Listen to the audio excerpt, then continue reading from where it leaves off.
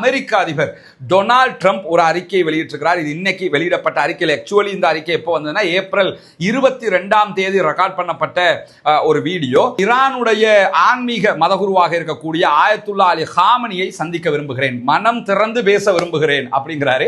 இன்றைக்கு வெளியாகி இருக்கக்கூடிய மிக முக்கியமான செய்தி தான் எத்தனை பேர் காசா யுத்தத்திலே கொல்லப்பட்டிருக்கிறார்கள் என்பது. பொதுவாக நமக்கு தெரியும், பாலஸ்தீனத்துக்குள்ள இதுவரைக்கும் அப்பாவி பொதுமக்கள் கிட்டத்தட்ட 75,000க்கு மேற்பட்டவர்கள் கொல்லப்பட்டிருக்கிறார்கள், ஷஹீதாகி இருக்கிறார்கள் என்கிற செய்திகள் வெளியாகி கொண்டிருக்கக்கூடிய நேரத்தில் அஸ்ஸாம் அபு தாஸ் அவங்க சொல்லும் போது என்ன சொல்றாங்கன்னு சொன்னா, இந்த கவலைக்குரிய குடும்பங்களின் பட்டியல் என்றுதான் 6,000 பேரை வெளியிட்டிருக்கிறாங்க. கவலைக்குரிய குடும்பங்களுடைய பட்டியல் என்கிற இஸ்ரேல் ராணுவத்தினுடைய மொழி லாங்குவேஜுக்கு பேர் என்னன்னு சொன்னா செத்தவங்க அர்த்தம். ஒரு மாதத்துக்கு 1000 பேர் ஹாஸ்பிட்டல் அட்மிட் ஆகுறாங்க காயப்பட்டு சொன்னா கிட்டத்தட்ட 18 மாதமாக இந்த யுத்தம் நடந்து வருகிறது. அப்படி கணக்கு போட்டு பார்த்தோம்னா 1,80,000 பேர் மருத்துவமனைகளில் அனுமதிக்கப்பட்டிருக்கிறார்கள் என்பது மிக துல்லியமாக தெரிய வருகிறது.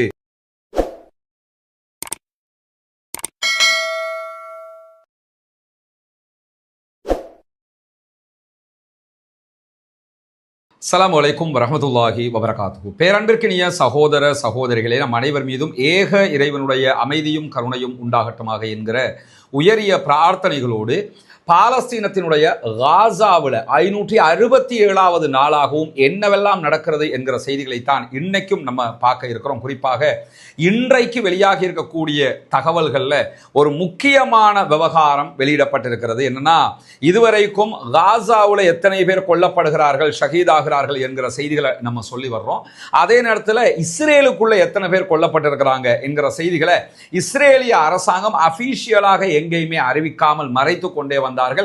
அவ்வப்போது பல செய்திகள் வெளியாகி கொண்டே வருகிறது. இதே நேரத்தில் இஸ்ரேலுடைய இராணுவ தளபதி அக்டோபர் 7, 2023 பாலஸ்தீன விடுதலை அமைப்பினுடைய தாக்குதலுக்கு பொறுப்பேற்று பதவி விலகி இருக்கக்கூடிய நேரத்தில் புதிய இராணுவ தளபதியாக இயால் ஜமீர் என்கிறவர் பொறுப்பேற்றதற்கு பிறகு தற்போது பல தகவல்கள் அங்கங்கே கசிந்து கொண்டிருக்கிறது. அந்த அடிப்படையில் இன்னைக்கு அவர் என்ன பண்ணியிருக்கிறார் என்று சொன்னால், எத்தனை பேர் இஸ்ரேலில் கொல்லப்பட்டிருக்கிறாங்க, இராணுவத்தில் எத்தனை பேர் கொல்லப்பட்டிருக்கிறாங்கிற தகவல்களை வெளியிட்டிருக்கிறார். அந்த செய்திகளை எல்லாம் இன்றைக்கு பார்ப்பதற்கு முன்பதாக இன்றைய தினம் இதுவரைக்கும் பாலஸ்தீன அப்பாவிகள் மீது இஸ்ரேல் நடத்தி இருக்கக்கூடிய தாக்குதல்களில் 31 அப்பாவி சகோதரர்கள் கொல்லப்பட்டிருக்கிறார்கள், 27க்கு மேற்பட்டவர்கள் படுகாயம் அடைந்திருக்கிறார்கள் என்கிறது பாலஸ்தீன சுகாதார அமைப்பு. இந்த எண்ணிக்கை இதற்கு பிறகும் அதிகரிப்பதற்கான வாய்ப்புகள் இருக்கிறது என்கிற நிலையில தான் இன்றைக்கு பல செய்திகள் வெளியாகி இருக்கிறது. குறிப்பாக பாலஸ்தீன விடுதலை அமைப்பினுடைய இராணுவ ஊடக பேச்சாளர் அபு உபைதா ஒரு கருத்தை வெளியிட்டிருக்கிறார். அவர் வெளியிட்டிருக்கக்கூடிய மிக முக்கியமான செய்தி என்னன்னா, இத்தனை நாட்கள் கிட்டத்தட்ட 40 நாட்களுக்கு மேலாக நாங்கள் ஒரு சமாதான உடன்படிக்கையை நோக்கி ரொம்ப பொறுமையாக எங்களுடைய காரியங்களை முன்னகர்த்தி கொண்டு வந்த நிலையில எல்லை மீறிய தாக்குதல்களை இஸ்ரேல் தொடர்ந்து கொண்டிருக்கக்கூடிய காரணத்தினால நாங்களும் தாக்குதல்களை ஆரம்பித்திருக்கிறோம் என்று சொல்லக்கூடிய அபு உபைதா அவங்க நன்கு திட்டமிடப்பட்ட பதுங்கி இருந்து தாக்குதல்கள் நடத்தக்கூடிய சிஸ்டத்தை நாங்கள் கைக்கொள்கிறோம் என்று அறிவித்திருக்கிறார். எங்களுடைய முஜாஹிதீன்கள் படை வீரர்களை பொறுத்தவரையில் அவர்கள் ஒவ்வொரு போர் முனைகளிலையும் தற்காப்பு ரீதியாக பதுங்கி இருந்து தாக்குதல்களை நடத்தி கொண்டிருக்கிறார்கள். அது மட்டுமல்லாமல் எங்களுடைய தாக்குதல்களை பொறுத்தவரையில் வெற்றி அல்லது தியாகம் என்பதுதான் எங்களுடைய அடிப்படையாக இருக்கிறது என்பதையும் அவர் தெளிவூற்றி இருக்கிறார். ஒன்றோ நாங்கள் எங்களுடைய போராட்டத்தில் ஜெயிக்க போறோம், இல்லைன்னு சொன்னா ஷஹீதாக போறோம், இந்த 2 தான் எங்களுக்கு இருக்கிறது என்பதை அவர் மிக தெளிவாக சொன்னது மட்டுமல்லாம அவர் வெளியிட்டிருக்கக்கூடிய அறிக்கையில் என்ன சொல்றாருன்னா, பைத் ஹனூன்ல இருந்து ரஃபா வரையிலான போர்க்களத்தினுடைய எங்களுடைய முஜாஹிதீன்கள் ரொம்ப பெருமைக்குரிய தாக்குதல்களை நடத்தி வருகிறார்கள், இது இராணுவ ரீதியிலான அதிசயமும் கூட என்று சொல்லி இருக்கக்கூடிய அபு உபைதா அவங்க என்ன சொல்றாங்கன்னா, நாட்டில் இருக்கக்கூடிய அனைத்து இளைஞர்களுக்கும் இது ஒரு எடுத்துக்காட்டாக மாறி இருக்கிறது. நாங்கள் எக்காரணம் கொண்டும் இஸ்ரேலுடைய அடிமைத்தனத்திற்கு கட்டுப்பட முடியாது, எங்களை அவர்கள் அடிமையாக்க நினைக்கிறார்கள், அதற்கு நாங்கள் ஒப்புக்கொள்ள முடியாது என்று சொல்லி அறிவித்திருக்கிறார். அதே நேரத்தில் இன்றைக்கு இஸ்ரேலிய ஊடகங்களும் ஒப்புக்கொண்டு வெளியிடக்கூடிய ஒரு செய்தி, அல் ஜசீரா உள்ளிட்ட அரபு ஊடகங்கள் வெளியிடக்கூடிய ஒரு முக்கியமான செய்தி தான், தற்போது ரஃபா பகுதிகளிலையும் நார்த் காசா பகுதிகளிலையும் உச்சகட்டமான தாக்குதல்கள் நடைபெற்று வருகிறது.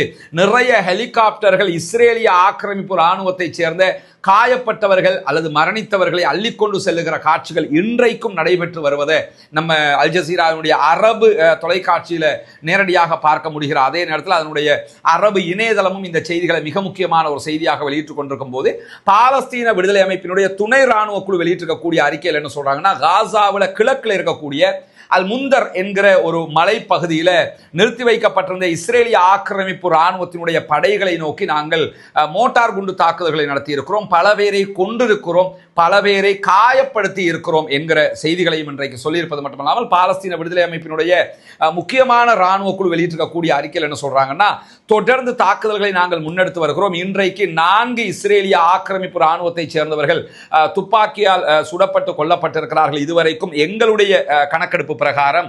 அதே நேரத்தில் பைத் ஹனூனுக்கு கிழக்கில் இருக்கக்கூடிய பகுதிகளில் அவர்களில் பல பேர் படுகாயம் அடைந்திருக்கிறார்கள் என்கிற செய்திகளையும் இன்றைக்கு பாலஸ்தீன விடுதலை அமைப்பு வெளியிட்டிருக்கக்கூடிய அடிப்படை செய்தியாக சொல்லியிருக்கிறாங்க. அது மட்டுமல்லாம இன்றைக்கு வெளியிட்டிருக்கக்கூடிய இன்னும் ஒரு முக்கியமான செய்தியில் என்ன சொல்லியிருக்கிறாங்கன்னு சொன்னா, நார்த் காசா பகுதிகளில் உச்சமான தாக்குதல்கள் நடைபெற்று வருகிறது என்று சொல்லி இஸ்ரேலிய ஆக்கிரமிப்பு இராணுவமும் இதை ஒப்புக்கொண்டு அறிவித்திருக்கக்கூடிய செய்திகள் பதிவு செய்யப்பட்டிருக்கக்கூடிய நேரத்தில் இன்றைக்கு வெளியாகி இருக்கக்கூடிய மிக முக்கியமான செய்திதான் எத்தனை பேர் காசா யுத்தத்திலே கொல்லப்பட்டிருக்கிறார்கள் என்பது.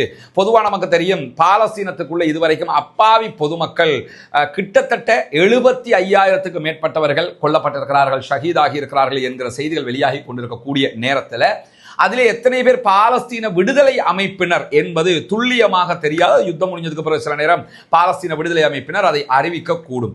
ஆனால் இஸ்ரேல் தொடர்ந்து என்ன சொல்லி வருவாங்கன்னா, இந்த 75,000 பேருமே பாலஸ்தீன விடுதலை அமைப்புன்னு சொல்லுவாங்க. உண்மையிலே அப்படி இருந்திருந்தா இன்னைக்கு பாலஸ்தீனத்தில் யுத்தமே நடக்காது, ஏன்னா டோட்டல் காலின்னு அர்த்தம். அப்படி இருக்கிற நேரத்தில் பாலஸ்தீன விடுதலை அமைப்பினர் எத்தனை பேர் கொல்லப்பட்டிருக்கிறார்கள் என்பது அவர்களை தவிர யாருக்கும் தெரியாது. ஆனா இஸ்ரேல் இன்னைக்கு என்ன பண்ணியிருக்கிறாங்கன்னு சொன்னா, ஒரு அறிவித்தலை வெளியிட்டிருக்கிறார்கள். இஸ்ரேலுடைய ராணுவ தளபதி ஐடிஎஃபினுடைய தலைமை தளபதியாக இருக்கக்கூடிய மேஜர் ஜெனரல் இயால் ஜமீர் என்பவர் தான் இந்த அறிவித்தலை வெளியிட்டிருக்கிறார். இவர் தான் இஸ்ரேல் ராணுவத்தினுடைய தளபதியாக இருக்கிறார். அவர் என்ன சொல்றாருன்னா, கடந்த ஆண்டு 2024 கடைசி வரைக்கும் நடைபெற்றிருக்கக்கூடிய தாக்குதல்கள்ல ரொம்ப அதிகமான இழப்புகளை ராணுவம் சந்தித்திருக்கிறது என்று சொல்கிறார்.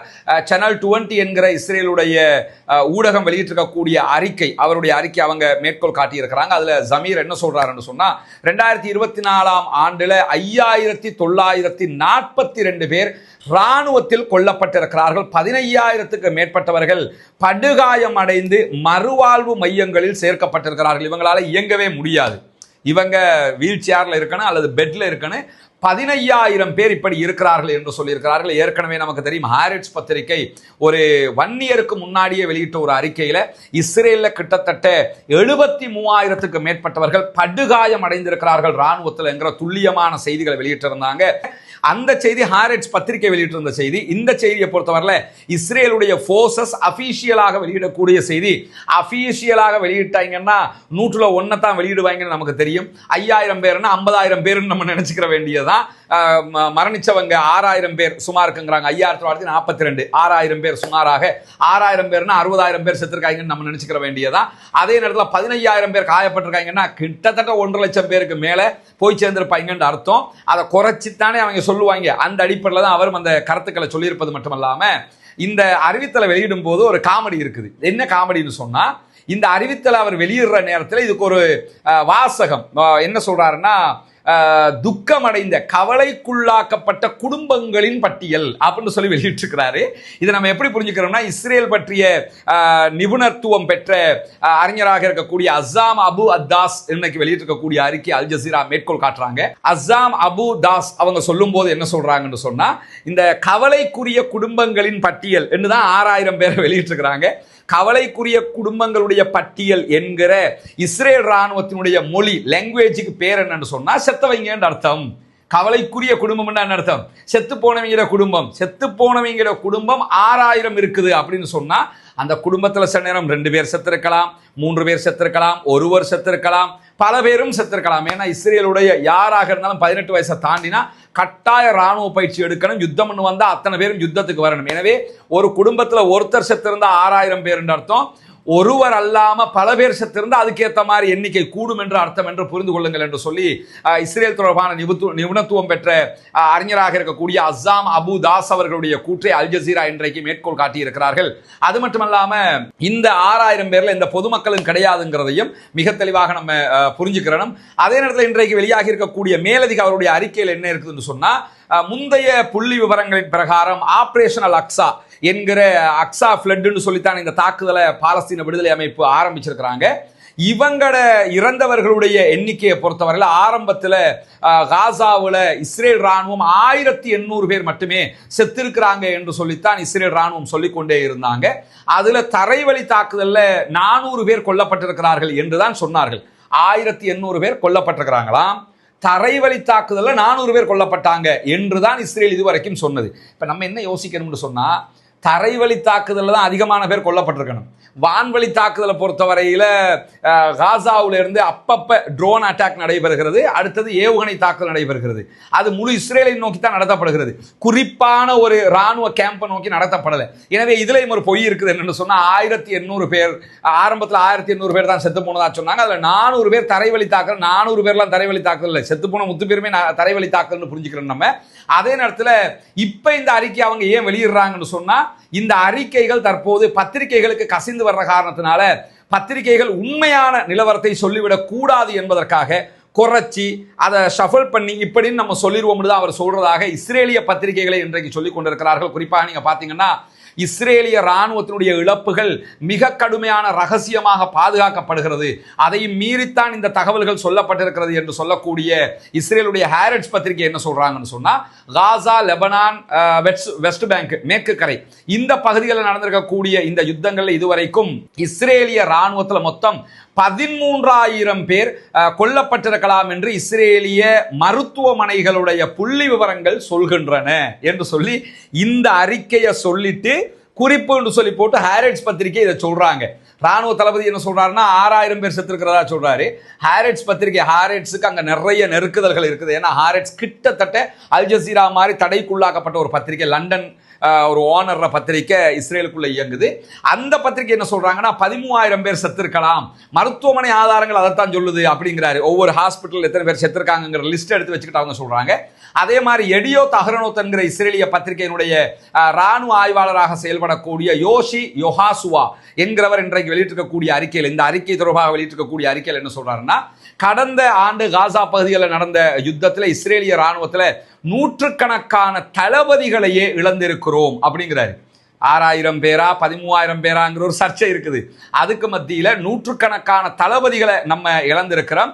அது மட்டுமல்லாம கூடுதலாக 12,000க்கு மேற்பட்டவர்கள் படுகாயம் அடைந்திருக்கிறார்கள். கடந்த 2024 மட்டும், 23 இல்லை, 25 இல்லை, 24 மட்டும் 12,000 பேர் படுகாயம் அடைந்திருக்கிறார்கள் என்று சொல்லி எடியோத் அஹ்ரோனோத் பத்திரிகையினுடைய ராணுவ ஆய்வாளர் யோஷி யோஹாசுவா சொல்லக்கூடிய கருத்துக்களை எடியோத் அஹ்ரோனோத் இன்றைக்கு சுட்டி காட்டியிருக்கிறது.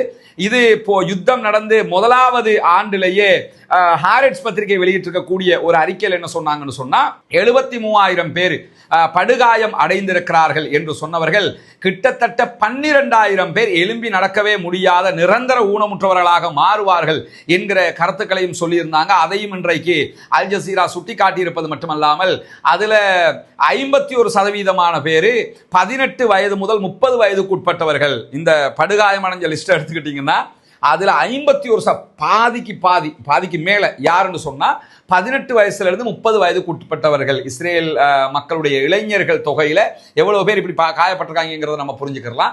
அதே நேரத்தில் 66% பேர் ரிசர்வ் படையில இருந்தவங்க, அதாவது பயிற்சியில இருந்திருப்பாங்க.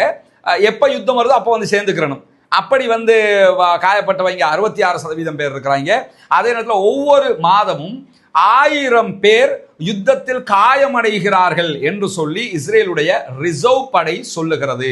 அன்பிற்கினிய சகோதர சகோதரிகளே, உங்களுக்கெல்லாம் தெரியும், புனிதமிக்க ரமலானுடைய காலத்தில் இருந்து நம்ம இலங்கையினுடைய கிழக்கு பகுதிகளில் பொத்துவில் பகுதிகளில் ஒரு 14 இஸ்லாத்தை ஏற்றுக்கொண்ட சகோதர சகோதரிகளுக்காக அவர்களுடைய குடும்பங்களுக்காக வீடு அமைக்கிற ஒரு திட்டத்தை பற்றி விளம்பரம் செய்து வந்தோம். அந்த பணிக்காக உங்களுடைய தான தர்மங்கள் ஜகாத் நிதிகளை நம்ம தொடர்ந்து கேட்டு வந்திருக்கிறோம், இப்பொழுதும் கேட்டுக்கொண்டிருக்கிறோம். ஏன்னா முதல் கட்டமாக ஒரு 5 வீடுகளை அமைக்கிற பணி நடைபெற்று வருகிறது. மீதி உள்ள வீடுகளை நம்ம அமைக்க வேண்டி இருக்கிறது, மற்ற பணிகளையும் செய்ய வேண்டியிருக்கிற காரணத்தினால உங்களிடத்தில் இறைவனுக்கான உதவியாக இந்த உதவியை தொடர்ந்து நம்ம கேட்டு வர்றோம்.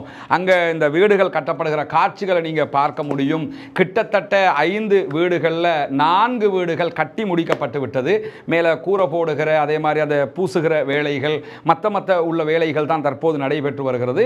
5வது வீடும் தற்போது கட்டப்பட்டு வரக்கூடிய காட்சிகளை நீங்க பார்த்து வர்றீங்க. இன்ஷா அல்லாஹ் இதற்கு பிறகு இருக்கக்கூடிய மீதமுள்ள வீடுகளையும் கட்ட வேண்டியிருக்கிற காரணத்தினால உங்களால் முடிந்த உதவிகளை தாராளமாக வாரி வழங்குங்கள். அது 1000 ரூபாய், 2000 ரூபாய், 500 ரூபாய், 200 ரூபாய் எவ்வளவாக இருந்தாலும் அப்படி தரக்கூடிய பல சகோதரர்கள் இருக்கிறார்கள். அல்லாஹ் அவர்களுக்கும் பரிபூரணமான எண்ணங்களுக்குரிய கூலிகளை கொடுக்க வேண்டும். அல்லாஹ் அவர்களுக்கும் பரக்கத் செய்ய வேண்டும். காரணம் என்னன்னா, எங்களால் இதுதான் முடியும்னு நினைக்கிறாங்க இல்லையா, நினைக்கிறத கொடுத்து உதவுறாங்க இல்லையா. இத்தகுன்னார வலவு பிஷிக்கு தம்ரா என்றார்கள் ரசூலுல்லாஹ். நரகத்தை விட்டு பாதுகாப்பு தேடுவதற்கு ஒரே ஒரு பேரிச்சம்பழத்தினுடைய துண்டு இருந்தாலும் அதை தர்மம் செய்யுங்கள் என்று சொன்னார்கள்.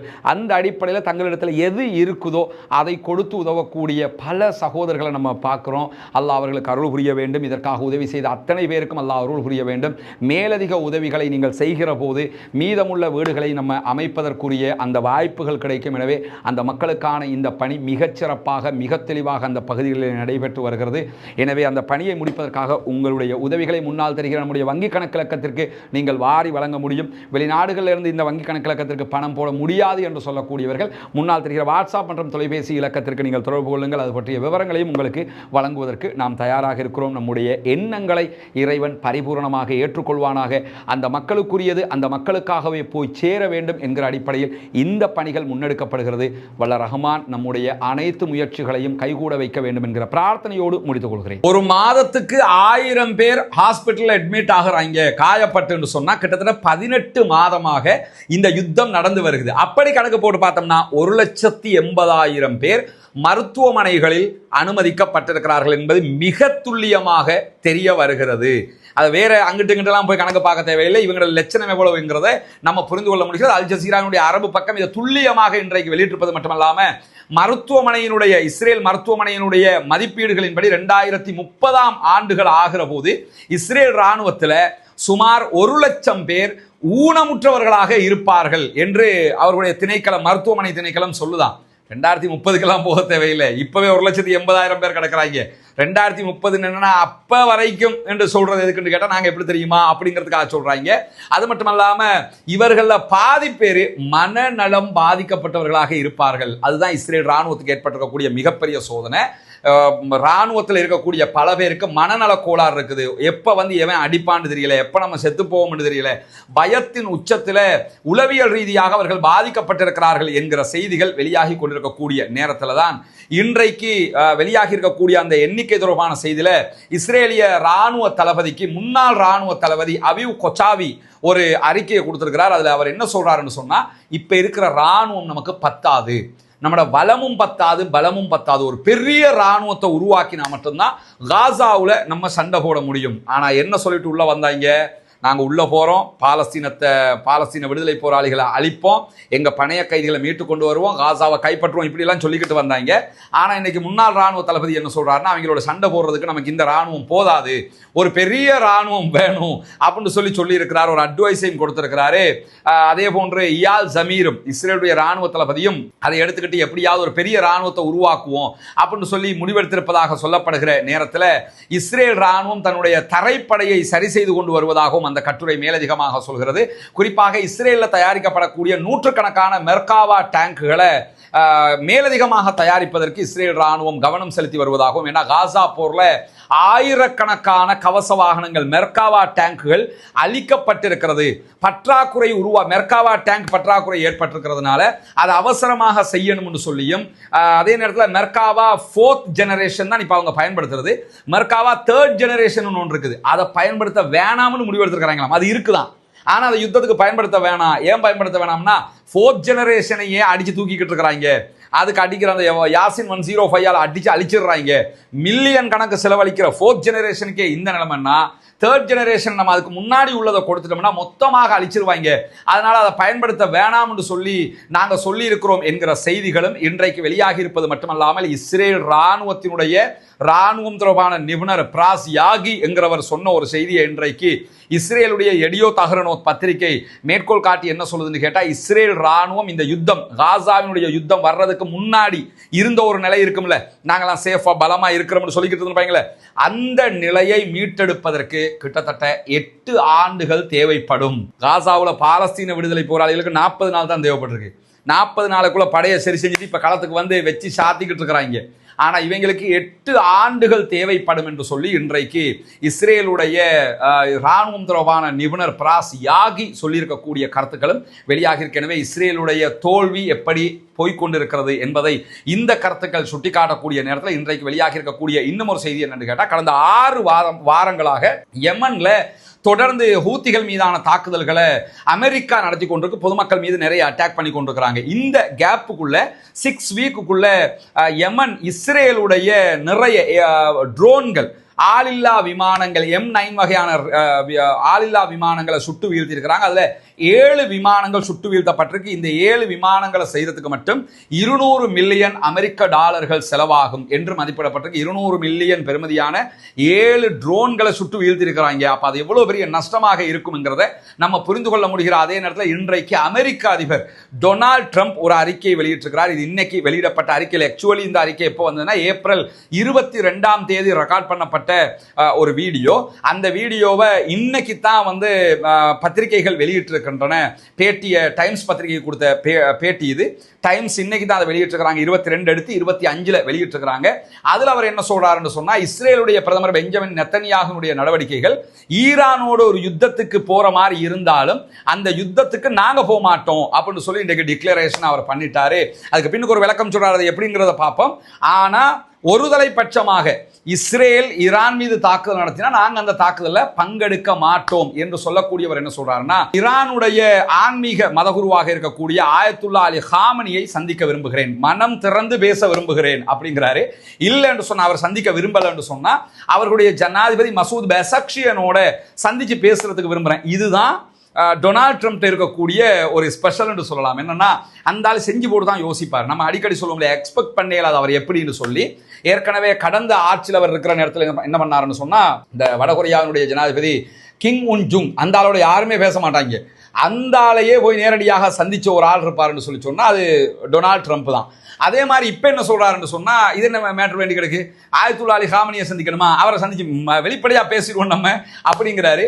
அதே மாதிரி மசூத் பெசக்ஷியனை சந்திக்கணுமா, அவரையும் நான் சந்திக்கிறதுக்கு ரெடின்னு சொல்லி அந்த பேட்டியில சொல்லக்கூடியவர் என்ன சொல்றாருன்னு சொன்னா, அடுத்து அவங்க பேச்சுவார்த்தைக்கு வந்து பேச்சுவார்த்தை அன்சக்சஸ் ஆனா நான் ஒரு யுத்தத்துக்கு போறதுக்கு வாய்ப்பு இருக்குது. அணு ஆயுதம் செய்வதை நாங்கள் ஏற்றுக்கொள்ள முடியாது, ஈரான்ட்ட அணு ஆயுதம் இருக்கக்கூடாதுங்கிறதுல நாங்க உறுதியாக இருக்கிறோம். அதே நேரத்தில் அவங்கள தன்னிச்சையாக இஸ்ரேல் போய் தாக்கினா நான் யுத்தத்துக்கு போக மாட்டேன், அணு ஆயுதம் தயாரிக்க போகிறோம், பேச்சுவார்த்தை தோல்வி அடைந்து விட்டது என்று ஈரான் அறிவிக்குமாக இருந்தால் கண்டிப்பாக ஈரான் மீது அட்டாக் பண்ணுவதில் நாங்கள் முன்னணி மிக்கவர்களாக இருப்போம்.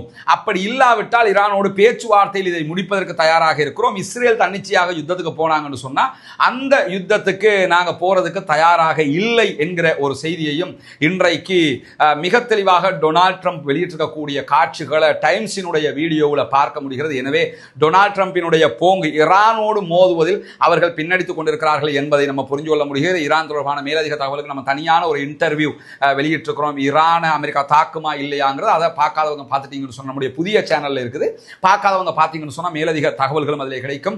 எனவே பாலஸ்தீன மக்களுக்கான பாலஸ்தீன விடுதலை அமைப்பினுடைய போராட்டங்கள் தொடர்ந்து கொண்டிருக்கக்கூடிய நேரத்தில் மஹமூது அப்பாஸ் பாலஸ்தீன விடுதலை அமைப்பினரை நாயின் பிள்ளைகள் என்று ஒப்பிட்டு பேசியிருந்தால் அதுக்கு தனியான ஒரு வீடியோ இன்னைக்கு நம்ம வெளியிட்டிருக்கோம், பார்க்காதவங்க அதையும் பார்த்துக்கிறங்க. தொடர்ந்து நம்முடைய செய்திகளை அறிந்து கொள்வதற்காக ரஸ்மின் MISC நியூஸ் என்கிற நம்முடைய சேனலை சப்ஸ்கிரைப் செய்யாதவர்கள் சப்ஸ்கிரைப் செய்து கொள்ளுங்கள். அதே நேரத்தில் ரஸ்மின் MISC டாக்ஸ் என்கிற இன்னொரு புதிய சேனலையும் நம்ம போட்டிருக்கிறோம். அதனுடைய லிங்கை நம்முடைய சேனல்களில் வாட்ஸ்அப் சேனல், டெலிகிராம் சேனல்களில் வெளியிட்டிருக்கிறோம். அதை இதுவரைக்கும் சப்ஸ்கிரைப் பண்ணாத சகோதரர்கள் சப்ஸ்கிரைப் பண்ணிக்கிறங்க. இன்றைக்கும் அதனுடைய லிங்குகளை நம்ம தனியாக குரூப் குரூப்புகளில் போட்டுடுவோம். கண்டிப்பாக அதிலும் இணைந்து கொள்ளுங்கள். ஏன்னா ஒன்று இல்லைன்னா இன்னொன்று இருக்கணுங்கிறதுக்காக எப்பயுமே நம்ம ஒன்று அப்படி வச்சுக்கிட்டு இருக்கிறோம். தொடர்ந்தும் இந்த செய்திகளை நம்ம மக்களுக்கு மத்தியில் கொண்டு போய் சேர்க்க வேண்டிய கட்டாய கடமை இருக்கிறது. பாலஸ்தீனம் வெற்றி பெற வேண்டும், பாலஸ்தீனம் சுதந்திரம் அடைய வேண்டும், பாலஸ்தீன மக்களும் நம்மை போன்ற நிம்மதியானவர்களாக மாற வேண்டும் என்கிற உயரிய பிரார்த்தனைகளோடு பாலஸ்தீன மக்களுக்காக ஜனநாயக ரீதியாகவும் குரல் எழுப்புவோமாக. வாஹ்ரதா அல்ஹம்துலில்லாஹி ரப்பில் ஆலமீன்.